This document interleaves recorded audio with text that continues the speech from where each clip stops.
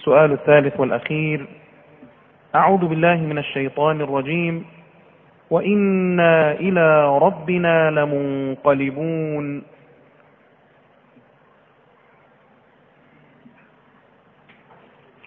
وإنا إلى ربنا لمنقلبون.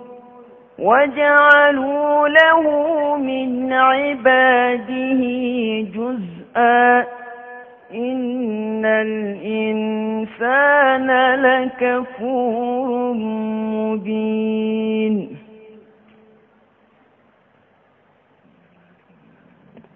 أم اتخذ مما يخلق بنات وأصفاكم بالبنين وإذا بشر أحدهم بالأنثى ظل وجهه مسودا وهو كظيم. وإذا بشر أحدهم بما ضرب للرحمن مثلا ظل وجهه مسودا وهو كظيم.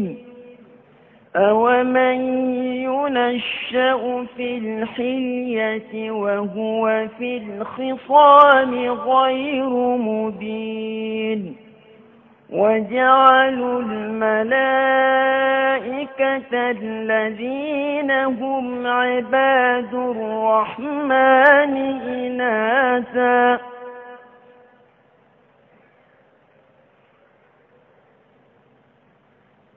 أشهدوا خلقهم ستكتب شهادتهم ويسألون. وقالوا لو شاء الرحمن ما عبدناهم ما لهم بذلك من علم إن هم إلا يخرصون.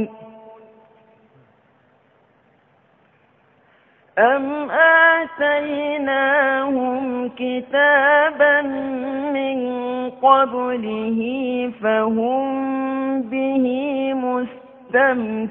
مستمسكون بل قالوا إنا وجدنا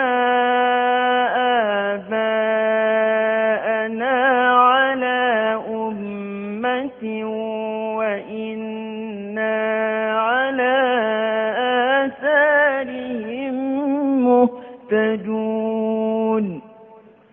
وكذلك ما أرسلنا من قبلك في قرية من نذير إلا قال مترفوها إنا وجدنا آباءنا على أمة وإنا على آثارهم مقتدون. قال أولو جئتكم بأهدى مما وجدتم عليه آباءكم قالوا إنا بما أرسلتم به كافرون.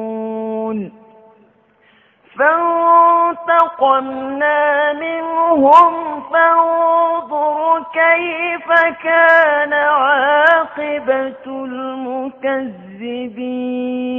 أحسنت، بارك الله فيك.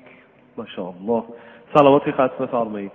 الله صل على محمد و آل محمد.